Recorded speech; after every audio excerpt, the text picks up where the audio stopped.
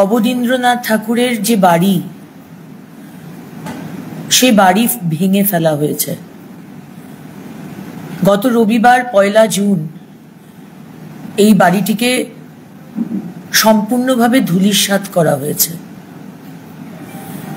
আপনারা জানেন অবনীন্দ্রনাথ ঠাকুর 1941 সালে মহর্ষি দেবেন্দ্রনাথ ঠাকুরের মেজ ভাই গিরীন্দ্রনাথ ঠাকুর, তার ছেলে গুণেন্দ্রনাথ ঠাকুর ও সৌদামিনী ঠাকুরের কনিষ্ঠ সন্তান ছিলেন।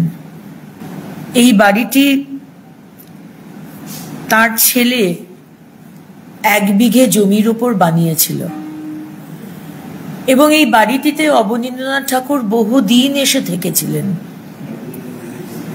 কিন্তু অত্যন্ত দুঃখের যে অবনীন্দ্রনাথ ঠাকুর বাঙালিকে এবং ভারতবর্ষকে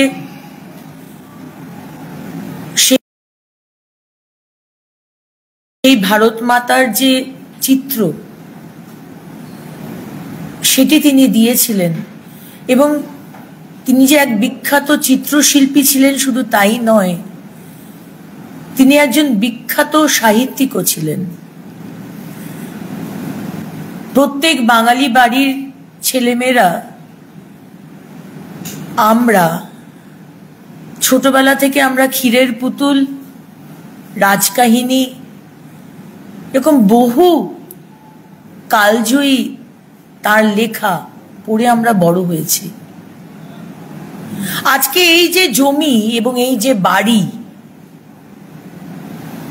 সেই জায়গাটির নামও দেওয়া হয়েছিল আবানপল্লী, অবনীন্দ্রনাথ ঠাকুরের নাম দিয়ে। বাড়িটির নাম ছিল আবাস, কারণ সেখানকার মানুষরা, সেখানকার স্থানীয় মানুষরা এই আবানপল্লীর যে বাড়ি যেদিনকে ভাঙা হলো, লোকাল মানুষ, স্থানীয় মানুষ প্রতিবাদ করেছিল। কিন্তু কি অবাক যে বলা হচ্ছে যে এই বছরের ফেব্রুয়ারি মাসে এই বাড়িটিকে ভাঙার চেষ্টা করা হয়, কিছুটা ভাঙাও হয়। তখন বোলপুর পৌরসভার চেয়ারপারসন, তার নাম হচ্ছে পর্ণা ঘোষ, সেখানে একটি নিষেধাজ্ঞা জারি করা হয়। তাহলে আমার প্রশ্ন মমতা ব্যানার্জি আপনার কাছে, কারণ বোলপুর মিউনিসিপ্যালিটি আপনার আন্ডারে, পর্ণা ঘোষও আপনার আন্ডারে, সেখানে ফেব্রুয়ারি মাসে নিষেধাজ্ঞা দেওয়ার পরেও গত রবিবার 1 জুন সকাল 9টার সময় সম্পূর্ণ বাড়িটাকে কিভাবে ভেঙে ফেলা হলো। ফেব্রুয়ারি মাসে যখন বোলপুর মিউনিসিপ্যালিটি হস্তক্ষেপ করে তখন গেটে একটা তালা লাগানো হয়। কি অদ্ভুত ব্যাপার যে গেটের তালাটা, বাউন্ডারি ওয়াল গেটের তালা লাগানো রয়েছে, কিন্তু ভেতরের যে বাড়িটি সেটা ধূলিসাৎ হয়ে গেছে। কি যন্ত্রণার! এবং আমার প্রশ্ন মমতা ব্যানার্জির কাছে যে এই বাড়িটিকে বলা হচ্ছে যে এই বাড়িটি ঠাকুর পরিবারের, তারা মেনটেন করতে পারছিল না বলে তারা বিক্রি করে দিয়েছে।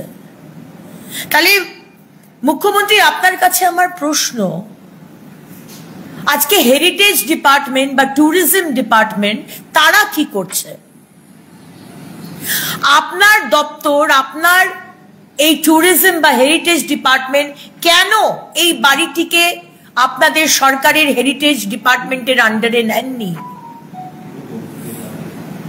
আজকে অবনীন্দ্রনাথ ঠাকুরের বাড়ি যদি ভেঙে ফেলা হয়, সেখানে আমরা শুনছি বহুতল বাড়ি হবে, ফ্ল্যাট হবে। অবনীন্দ্রনাথ ঠাকুরের বাড়িটিকে ভেঙে সেখানে মাল্টি স্টোরেড ফ্ল্যাট বানানো হবে,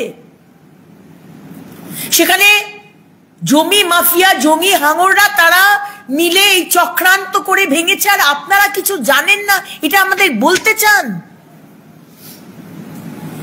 আমাদের অবাক লাগছে যে মুখ্যমন্ত্রী মমতা বন্দ্যোপাধ্যায়ের এখনো অব্দি একটা স্টেটমেন্ট আমরা জানতে পারিনি, দেখতে পাইনি, শুনতে পাইনি। ইলেকশনের আগে তো কবিগুরু রবীন্দ্রনাথ ঠাকুরকে নিয়ে অনেক বড় বড় কথা, তার বুলি আওড়ানো, বাঙালি, বাঙালি সত্তা, বাঙালি সংস্কৃতি, অনেক কথা বলেন। আজকে অবনীন্দ্রনাথ ঠাকুরের বাড়ি ভেঙে ফেলছেন, প্রমোটারদের হাতে বাড়ি চলে যাচ্ছে, তাহলে শান্তিনিকেতন তো দুদিন বাদে শান্তিনিকেতনেরও বিঘে বিঘে জমি আপনারা ধুলিস্যাৎ করে সেখানে আবার প্রমোটারই করবেন আপনাদের সরকার যদি থাকে। আপনার কাছে মমতা বন্দ্যোপাধ্যায় অনুব্রত মণ্ডলকে রক্ষা করা ইজ আ প্রায়োরিটি। অবনীন্দ্রনাথ ঠাকুরের বাড়ি রক্ষা করা আপনার কাছে প্রায়োরিটি নয়। অনুব্রত মণ্ডল 100 ঘন্টার ওপর হয়ে গেছে, মধুর শব্দ ব্যবহার করেও তাকে জেলে আপনি ঢোকাতে পারেননি। আপনি পুলিশ মন্ত্রী, আপনার পুলিশের পরিবারের মহিলাকে অপমান করার পরেও অনুব্রত আজকে গুন্ডা, সে আজকে ছুট পেয়ে রয়েছে। কিন্তু অবনীন্দ্রনাথ ঠাকুরের এই বাড়ি আমরা হারিয়ে ফেললাম। এখন বোলপুর মিউনিসিপ্যালিটি বলছে আমরা তদন্ত করছি কি করে ব্যাপারটা হলো, কি করে ভাঙা হলো, কেন ভাঙা হলো, কিন্তু সব তো শেষ হয়ে গেল। এই বাড়িটি তো আর আমরা ফিরে পাবো না। কত কত বাড়ি রয়েছে, সারা সরকার নিচ্ছে না, ভেঙে ফেলা হচ্ছে, তারা চালাতে পারছে না, দিয়ে দিচ্ছে, বিক্রি হয়ে যাচ্ছে, সেখানে বাড়ি হয়ে যাচ্ছে, বা নেওয়ার পরেও সেটার কোনো রেখদেখ নেই, সেটা নষ্ট হয়ে যাচ্ছে। তাই অত্যন্ত বেদনার সাথে আজকে এই প্রেস কনফারেন্স করতে বাধ্য হচ্ছি যে বাঙালির জন্য ডক্টর শ্যামাপ্রসাদ মুখার্জি এই পশ্চিমবঙ্গকে দিয়ে গেছেন, বাঙালির আত্মসম্মান, সংস্কৃতি সবকিছু তুলে ধরার জন্য। কিন্তু সেই কৃষ্টি, সেই সংস্কৃতিকে আজকে এই মমতা ব্যানার্জির সরকার, হ্যাঁ মমতা ব্যানার্জি আপনার সরকার যে বড় বড় কথা বলে, যে হোর্ডিং লাগায় বড় করে আপনার ছবি, ছোট করে কবিগুরুর ছবি আপনি লাগান, কবিগুরুর লাইন কথায় কথায় আপনি বলেন, আর কবিগুরুকে ব্যবহার করেন প্রতিটা ইলেকশনে। কিন্তু সেই ঠাকুর পরিবারের অবনীন্দ্রনাথ ঠাকুর, যে বিশ্ববিখ্যাত একজন চিত্রশিল্পী, বিশ্ববিখ্যাত একজন সাহিত্যিক, তার বাড়িটিকে প্রমোটারকে দিয়ে গুড়িয়ে দেওয়া হলো। আমি একটি কথা বলি, আজকের প্রেস কনফারেন্স শেষ করব এবং আপনাদের থেকে প্রশ্ন নেব। আপন কথায় কিরকম কন্ট্রাডিকশন, বাড়িটি ভেঙে ফেলা হলো। অবনীন্দ্র ঠাকুর লিখে গেছেন আপন কথায়, মানুষের সঙ্গ পেয়ে বেঁচে থাক বসত বাড়িটা। বসত বাড়িটা আমরা আর বাঁচাতে পারলাম না, ক্ষমা করবেন, আমরা বাঁচাতে পারলাম না। এই চোরেদের সরকার, মুখ্যমন্ত্রী মমতা বন্দ্যোপাধ্যায়ের তৃণমূলের চোরেদের সরকার পশ্চিমবঙ্গের জমি, রাস্তাঘাট, জল, পাথর, কয়লা, মহিলাদের ইজ্জত সবকিছু লুট করেছে।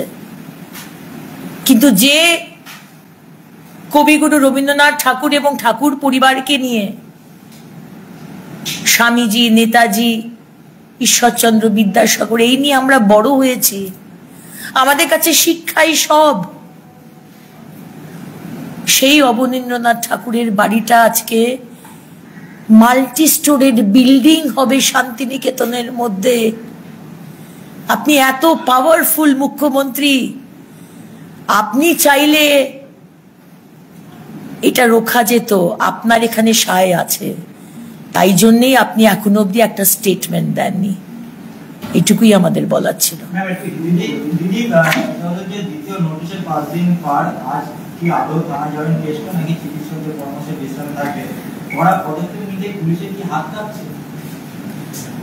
আমাদের ভিডিও ভালো লাগলে লাইক এবং শেয়ার করুন, কমেন্ট সেকশনে গিয়ে জানান আপনাদের মতামত। আরও ভিডিও পেতে আমাদের চ্যানেল সাবস্ক্রাইব করুন এবং প্রতি মুহূর্তে খবরের আপডেট পেতে প্রেস করুন বেল আইকন।